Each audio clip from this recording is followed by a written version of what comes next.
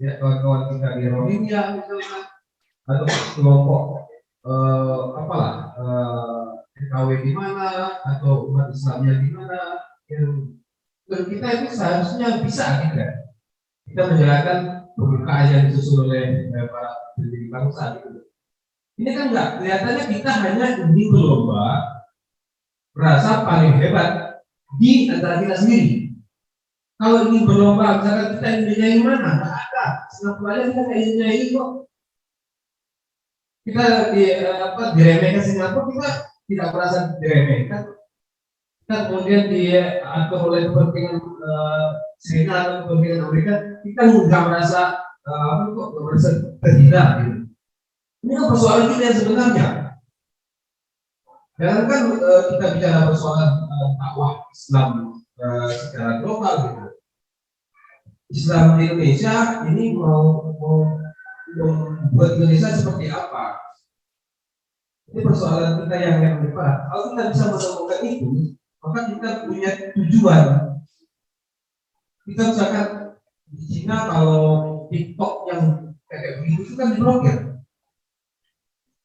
Kalau negara yang punya tujuan, kita mesti tahu mana yang baik buat bangsa dan kita. TikTok atau konten media sosial yang membuat nalar anak bangsa yang dibunuh, itu mesti diblokir kan? Konten-konten Facebook, konten yang apa lah itu mesti diblokir. Itu menunjukkan negara yang punya tujuan hidup. Kalau kita kan enggak. Soalnya kita kan di situ gitu loh. Ya,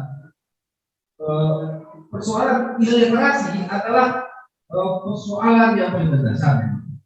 Literasi, saya pikir ini akan bisa diturunkan ke dalam program yang mungkin untuk kawan-kawan yang ada di BI. Mungkin bahasa literasi mungkin agak aneh juga ya. Bahasa yang sebenarnya apa gitu? Membaca, mendalami, mengkaji, berdiskusi, berkelompok atau apa yang mungkin bisa diturunkan pada tahap yang praktis, sehingga kawan-kawan ini tidak termakan ini juga zaman ini, zaman post-truth ini. Kalau demikian, kita tolong diturunkan praktisnya Pak dosen dan teman-teman. Baik, setelah tantangan menarik dari Yudo, kita rumuskan lagi. Ini barangkali ini memang tadi masih diskusi ya, makanya kita harus kembangkan lagi sehingga diskusi kita nanti bisa memutuskan apa yang ya. Dari oh ya, Bang Sutiar ya, Bang Sutiar Iskandar, silakan Bang, kita ingin dengar komentar. Terima kasih. Assalamualaikum warahmatullahi wabarakatuh. Alhamdulillahirabbil alamin. Allahumma sholli ala Muhammad wa ali Muhammad. Yang kami hormati dan banggakan para peserta seminar pada siang hari ini. Baik, sebelum saya sampaikan, perkenalkan diri sejenak. Nama Dr. Haji Sukir Iskandar MKes. Dulu pernah sebagai pertama kali Ketua PD PI Tanah Datar tahun 67-80. Kemudian dia pernah jadi Ketua Badko HMI Sumber Riau 78-80 dan Ketua PDM Muhammadiyah di Muara Bungo tahun 87-90. Ya, itulah sekedar aktivitas selama masa tugas, masa belajar, masa kuliah dan masa tugas di Muara Bungo Jambi itu. Tamat Fakultas di kuliah pernah di kedokteran tahun 72 sampai 80. Baik. Pertanyaan saya pertama atau tanggapan sebagai ilustrasi yaitu dari Ustadz Arman tentang dakwah. Saya sangat mendukung adanya terbentuknya kalau bisa YTC merintis sekolah pengembangan diri itu salah satu. Ya, jadi sesuai dengan langkah-langkah kita ke depan untuk bagaimana pembentukan jati diri itu dengan dikembangkannya tambah kurikulum satu lagi atau prodinya, yaitu sekolah pengembangan diri. Ini yang usul saya. Untuk Ustadz Zul, saya mengusulkan bahwa salah satu ilustrasi, saya salah satu penggiat peduli dari pelayanan rumah sakit. Jadi hari ini sebagai anggota surveyor akreditasi rumah sakit, itu sekarang berkembang adalah dengan adanya perkembangan digitasi atau elektronik ini, itu barangkali sudah diadakan survei oleh beberapa negara di dunia, lebih kurang 8 negara di Eropa, Amerika, dan Asia, bahwa media cetak ini lebih kurang, dan survei itu adalah 60-70% masih relevan, masih dianggap relevan hari ini, tetap menjadi media cetak ini sebagai salah satu metode atau media dakwah yang paling, atau media sosialisasi ataupun pendidikan yang masih relevan. Jadi kita nampaknya masih optimis bahwa digitalisasi ini tidak begitu berperan masa depan, akan lebih besar perannya adalah media cetak.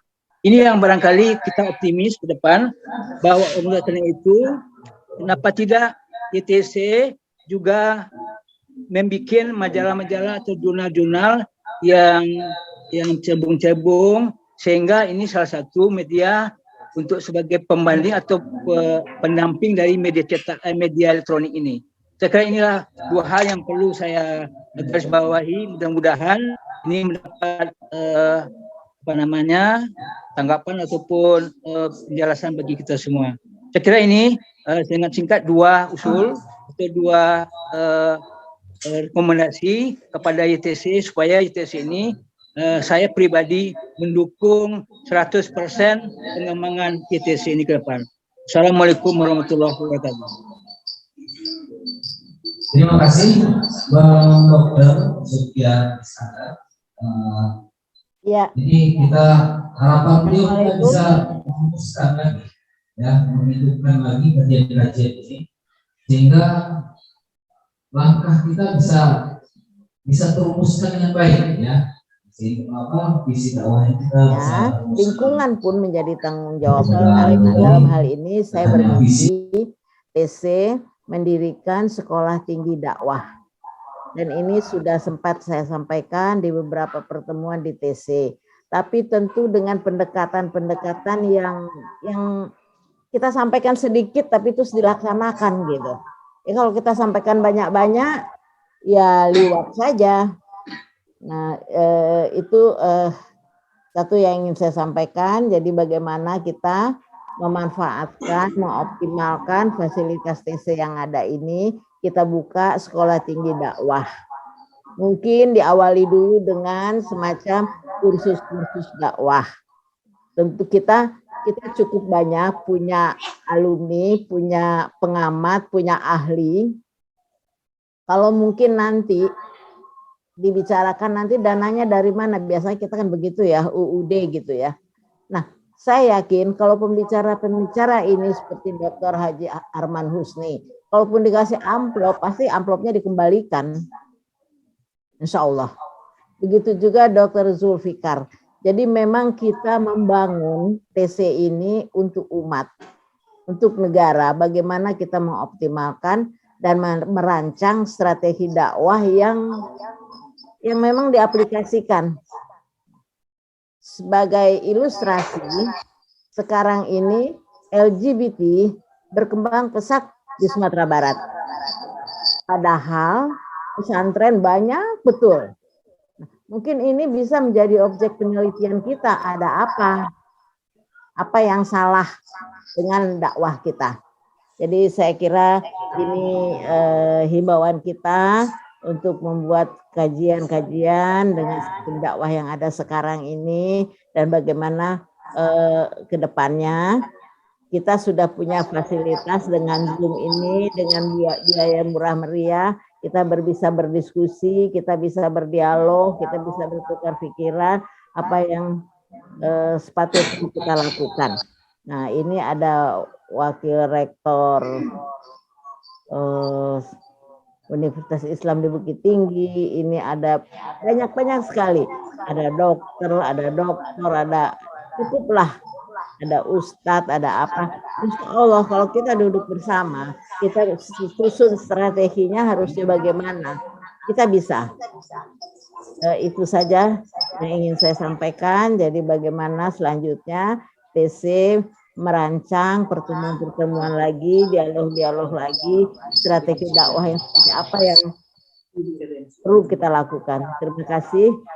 Mudah-mudahan ke depan TC bisa memberikan lagi kontribusinya seperti TC zaman dulu.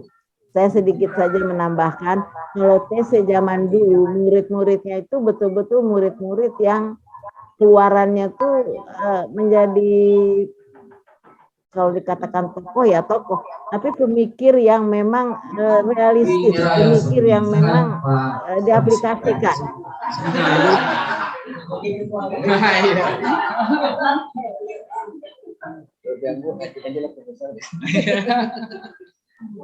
Assalamualaikum Pak Ketua. Alhamdulillah. Assalamualaikum warahmatullahi wabarakatuh. Tadi yang tadi kita sudah bersatu namanya Pak Ibu Keluarga, Pak Presiden, Redaktor, Ustaz Rizal, dan Pak peserta serial diskusi dan dialog baik yang secara langsung maupun secara virtual yang selama ini menjalankan. Maaf, Bapak, tentang kegiatan ketiga. Saya nggak menyimak dari uraian baik Ustaz Muslim maupun Ustaz Rizal menjalankan masalah dakwah Islam di era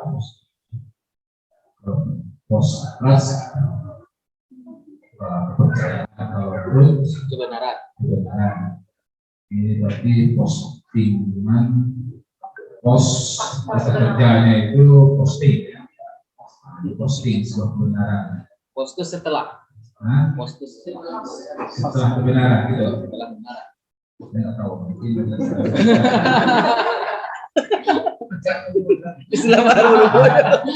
Jadi bahasa ini sering kabur termakna. Ya itulah postur itu kabur.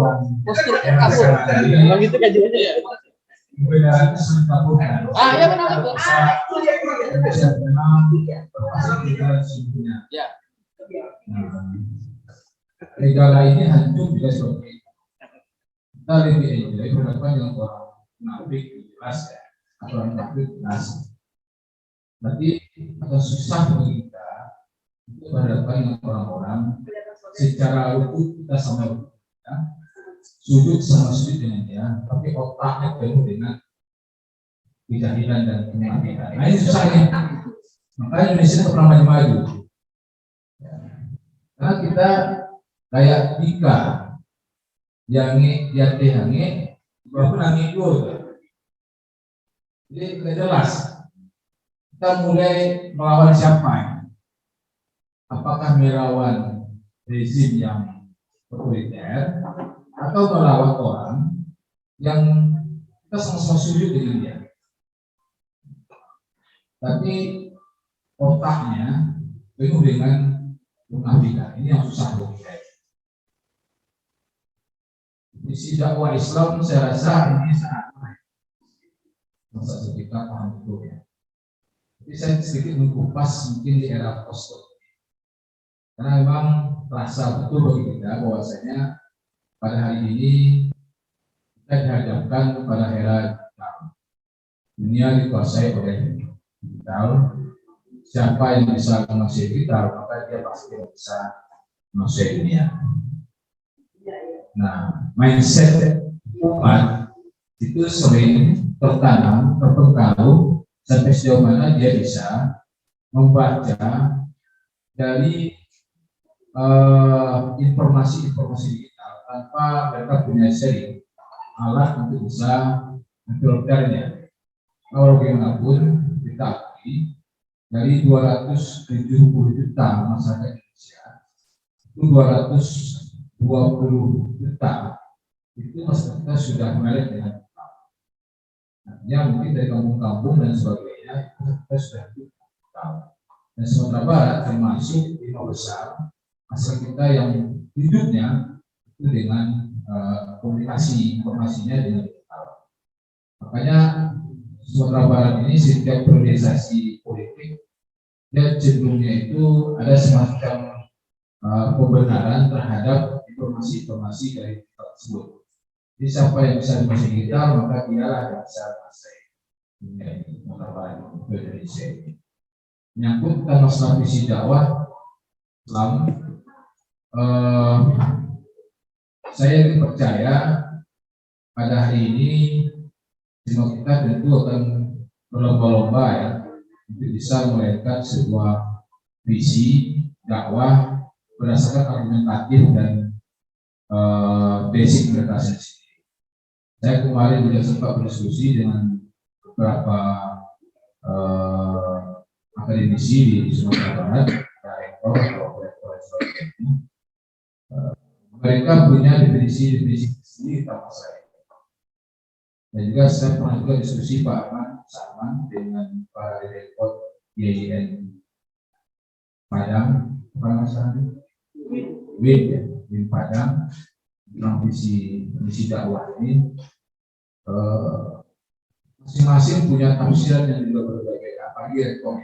Saya nggak tahu kenapa rektor Win itu bisa seperti itu ya. Kok agak penilaian saya yang menghadapi masalah agamanya agak jumut dengan saya, rektor Win ya, cewek ya, saya. Nah, sehingga ini bisa mengabulkan apapun yang bisa kita coba menelaahnya tentang masalah dakwah ini. Dan kemarin kita juga diskusi di Iwan Panjang, ada juga para pusat-pusat dan sebagainya, bicara juga tentang masalah dakwah. Ketika itu saya fokuskan bahwasanya dakwah Islam itu harus kembali kepada basic kita sendiri, seperti mana Rasulullah pernah juga melakukan hal yang sama. Dakwah itu dimulai dari masjid.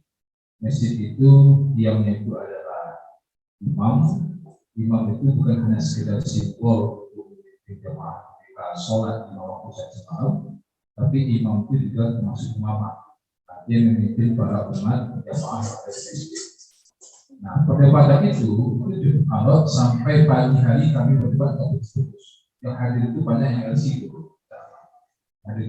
Saya masih bersyukur bahwasanya umat ini dipimpin oleh seorang imam yang bermarkas itu di masjid, bukan di kantor gubernur, bukan di kantor DPRD, bukan di kantor MUI, bukan di mana, tapi di masjid. Kita kembalikan gerakan dakwah ini di masjid baik. Sehingga andai kata itu tercapai, saya percaya bahwasanya dakwah Islam ini kembali kepada semulanya seperti mana yang dicontohkan oleh Rasulullah sendiri.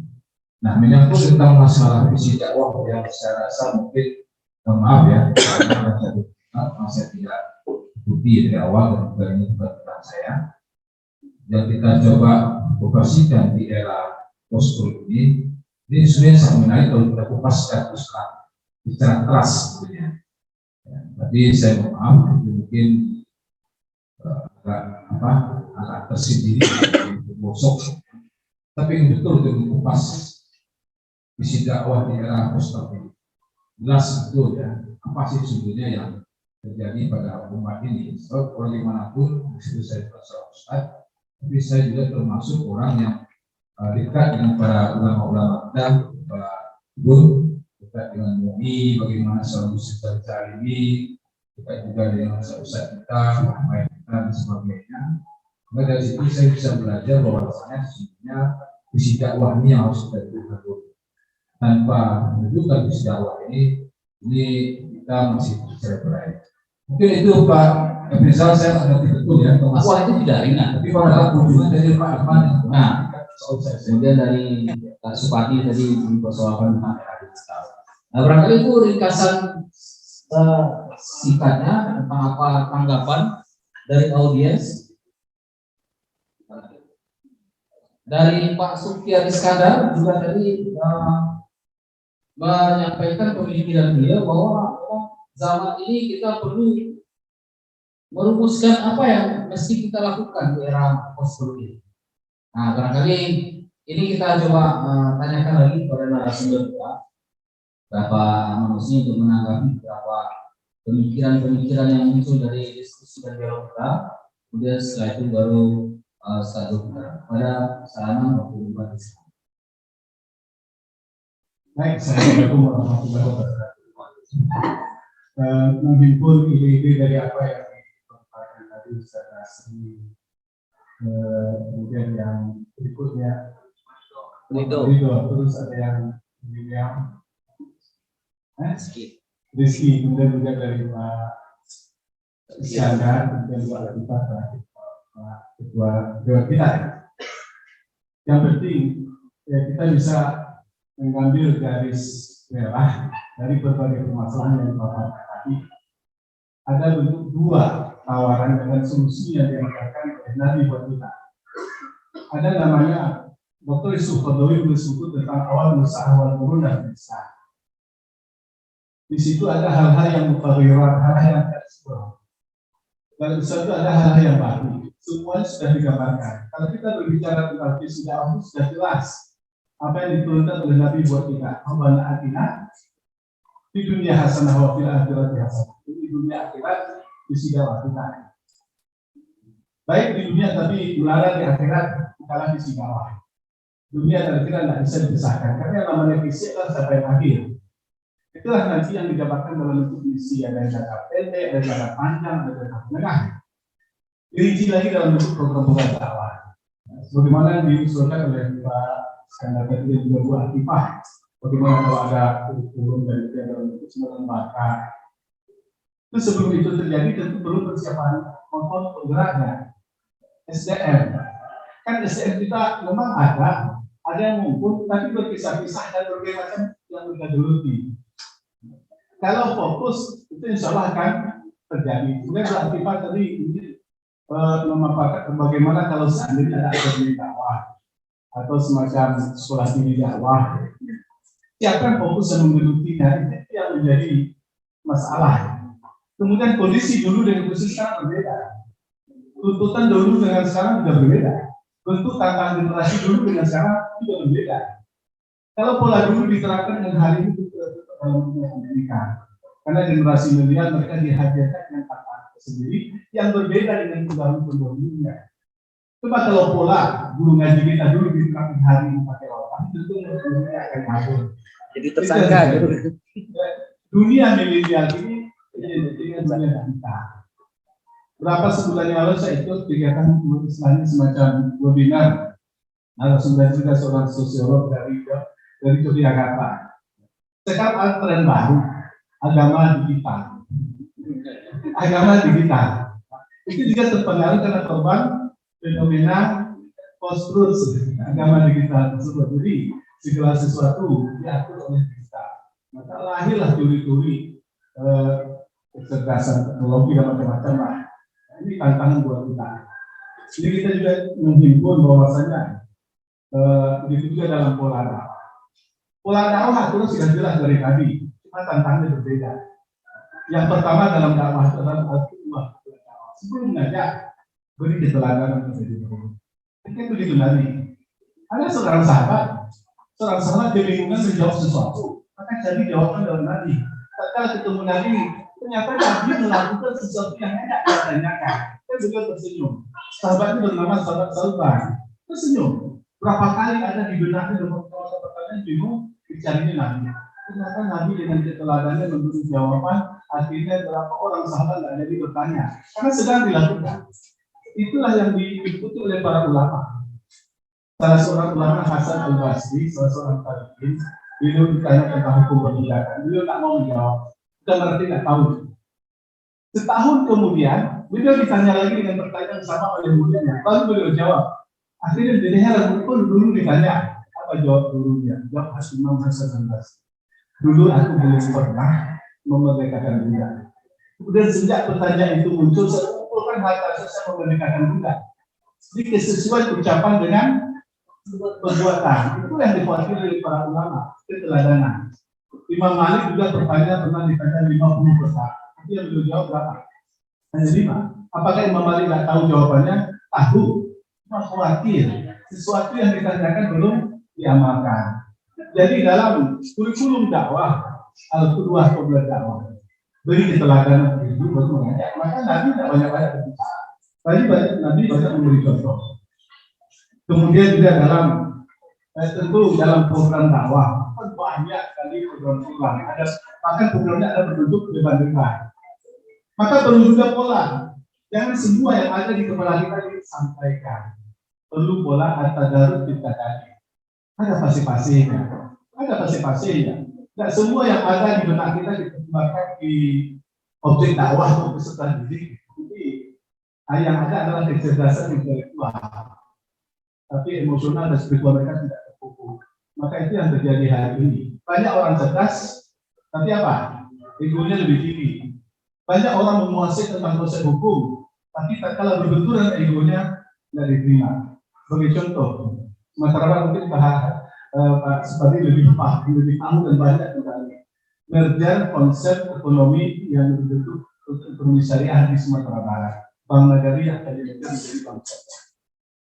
Konsep banyak tahu, tapi karena ego begini sampai hari ini tidak terjadi. Ingin itu ada, tapi banyak tantangan karena ego yang lebih besar. Itu di antara tantangannya. Makanya kita kali memang harus step by step, nggak bisa semuanya. Kurikulum dakwah juga begitu. Karena lihat contohnya, di awal-awal sahabat berislam, ada di antara mereka masih senang mabuk-mabukan. Sahabat Anas bin Malik. Bahkan ada seorang pemuda langsung tampil di depan, minta izin ke Nabi, ya Rasulullah, izin di zina. Kurang ajar sekali ungkapannya. Ya Rasulullah, izinkan aku melakukan perzinahan. Kasar tak? Kasar. Para sahabat senior yang bilang, ini kurang ajar sekali anak muda ini. Sambil ditarik kata Nabi, jangan biarkan saja. Nabi mendekati dengan pola kasih sayang. Kemudian terjadi dialog. Ketahuilah wanita yang Anda sini bisa ibu bagi seseorang, anak bagi seseorang, adik perempuan bagi seseorang. Sekarang Anda, sudah kiranya Anda dilakukan hal yang sama terhadap perempuan yang Anda naungi. Tidak ya Rasulullah, begitu juga orang lain. Kemudian dia berbicara terkait hatinya. Ini pola dakwah dari hati ke hati yang disampaikan oleh Rasulullah mampu merubah seseorang 180 derajat. Sehingga dia mengatakan, ya Rasulullah, sekarang yang saya paling benci adalah berzina. Setelah itu juga, ini berapa saat itu terjadi perubahan. Kemudian juga yang banyak terjadi hari ini, ilmis kitab, lah ilmis imam. Orang lebih senang berguru kepada buku secara otoritas dibandingkan berguru kepada guru yang sebenarnya. Karena sahabat kan berguru, karena ada sesuatu yang nggak bisa diotodidak. Masalah akhlak, etika, bisa nggak otodidak? Nggak bisa. Dan juga kita perlu menyikapi perbedaan. Beragam dalam perbedaan itu memang pernah ada. Di zaman Rasulullah itu sudah ada perbedaan, tapi mereka tetap bersatu dalam sebuah visi dakwah yang jelas. Sahabat ini begini. Bahkan Umar bin Khattab pernah menarik salah seorang sahabat yang Hasim bin Hizam yang Hasim. Ditariknya, Anda membaca Al-Quran. Tapi Umar masih ragu, salah tidak dia baca Al-Quran. Makanya sahabat tadi dibawa ke Rasulullah, ya Rasulullah, dengarlah bacaan. Lalu difonis oleh Rasulullah, bacalah wahai Hasim. Dibaca, ternyata bacaannya benar. Anda wahai Umar, bagaimana Anda mendengar ini? Dibaca lagi, bacaan tidak benar. Karena memang Al-Quran ini diturunkan di atas 7 huruf. Hari ini dikembangkan bisa di dalam bentuk kiroah. Kalau kita di Baitul Mu'min kiroah kita satu. Tapi kalau di Timur Tengah karena mereka terbiasa tidak masalah. Tapi pola yang dibawa ke Timur Tengah di sini bisa jadi menjadikan kita jadi ragu. Bisa jadi imam kayak apa lagi? Bacaan berbeda. Wadduha walaili idza saja. Dulu pernah di Libya imam dari Mesir. Imam sholat Jumat dia baca apa? Laqad kana lakum fi Rasulillah, bukan. Laqad kana lakum fi Rasulillah iswatun hasanah. Heboh dalam sholat. Nah setelah sholat dia berdiri, dia sampaikan. Ternyata memang ada qiraah iswatun hasanah, bukan hanya uswatun hasanah. Ini yang terjadi, menyikapi perbedaan, dan perbedaan itu sudah ada dari zaman Rasulullah SAW, apalagi cabang-cabang syariat. Makanya kita sampaikan tadi di awal, hal-hal dalam Islam itu ada yang baku, orisinil, yang nggak bisa berubah, dan itulah usul, pokok itu akidah. Dan ada yang fleksibel, dan bisa berubah-ubah, itulah furu', termasuk ibadah. Dulu sewaktu tiba di Timur Tengah, rintik saja sedikit hujan di luar. Di waktu sholat maghrib, langsung saja imam berdiri untuk melanjutkan sholat isya. Terus apalagi kita nggak terbiasa, karena kita negara agraris, biasa saja hujan-hujan.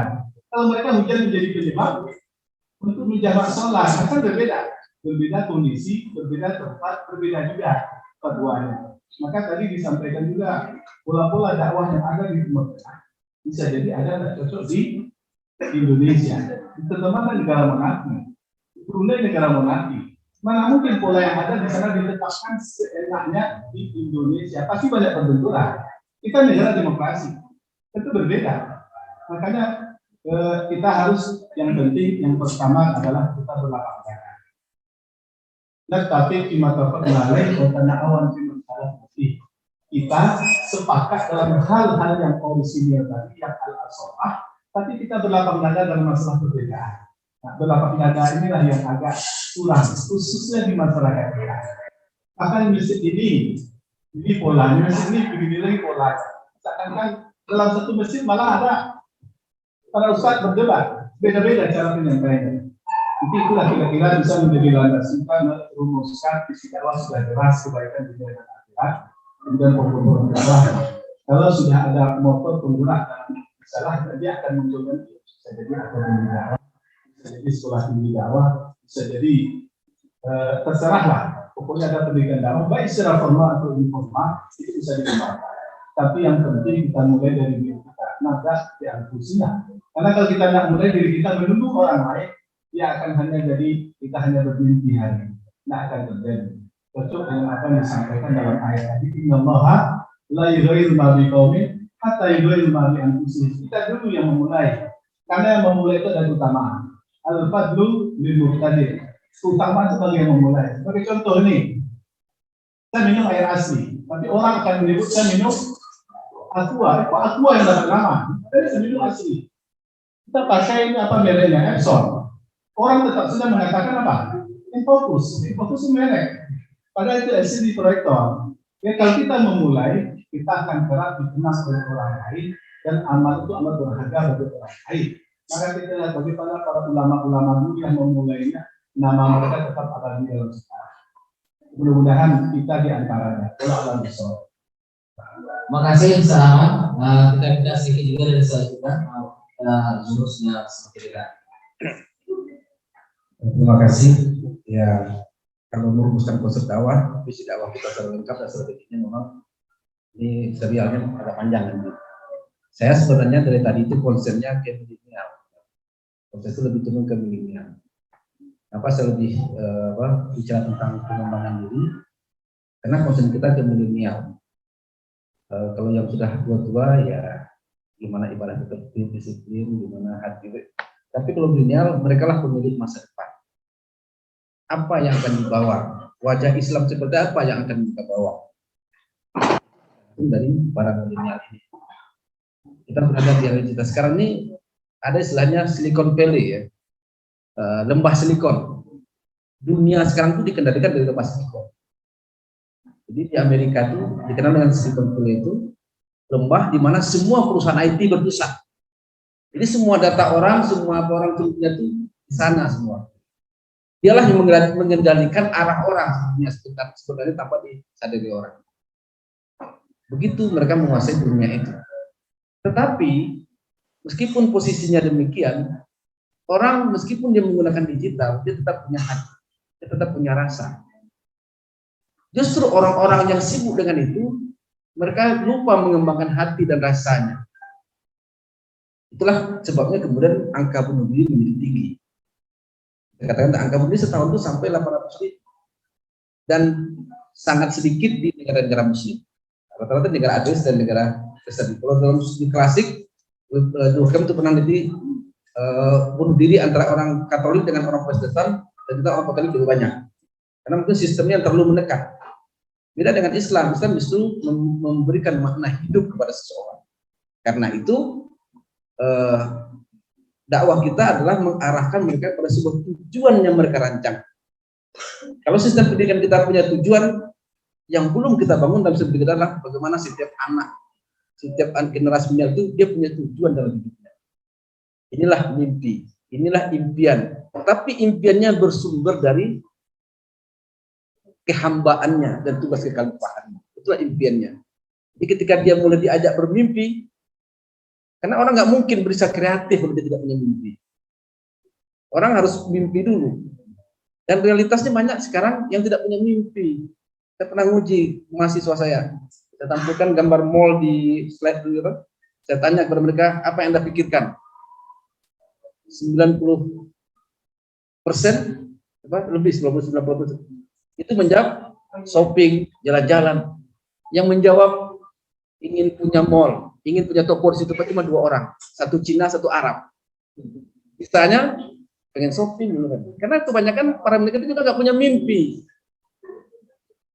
Bagaimana hidup ini setiap orang itu harus kita tunjukkan tujuan hidupnya. Nah, kesanalah arah kita. Jadi makanya dakwah milenial itu menurut saya adalah dakwah pengembangan diri yang diarahkan untuk misi kehambaan dan misi kehidupan. Mereka sadar mereka sebagai hamba, mereka sadar sebagai kehidupan, dan mereka membangun mimpi di dalam lingkup diri sebagai hamba dan sebagai khalifah itu, dan nanti mereka akan memberikan peran-peran sejarah. Disitulah peradaban ini akan kita bangun. Jadi itu kayak dakwah milenial ya. Tapi kalau ingin mendirikan sekolah tinggi, bagi saya selama ini kita bisa menyiapkan infrastrukturnya, karena sekarang udah susah. Akreditasi ini bikin rumit ya. Ternyata kita punya doktor, profesor, master, tapi udah komplesnya udah ada di perguruan tinggi tertentu. Ya nggak bisa kita mau begini. Mungkin dia bisa ngajar, tapi tidak bisa meningkatkan akreditasi kita. Nah, itu masalah lagi. Harus disiapkan dulu, disekolahkan orang dulu, disiapkan dulu, baru nanti bisa memenuhi standar akreditasi. Jadi prosesnya lumayan lama. Tapi itu sebagai sebuah ide, sebab boleh saja kita diskusikan. Realisasi nanti kita lihat kemampuan kita. Itu ya, kalau strategi yang lebih lanjut saya tidak apa ya, karena memang masalah dakwah ini kan masalah kehidupan manusia, karena Islam itu untuk semua sisi kehidupan. Jadi setiap sektor itu punya strateginya sendiri, setiap sektor itu punya tahapan sendiri. Ya, saya cukup saja demikian.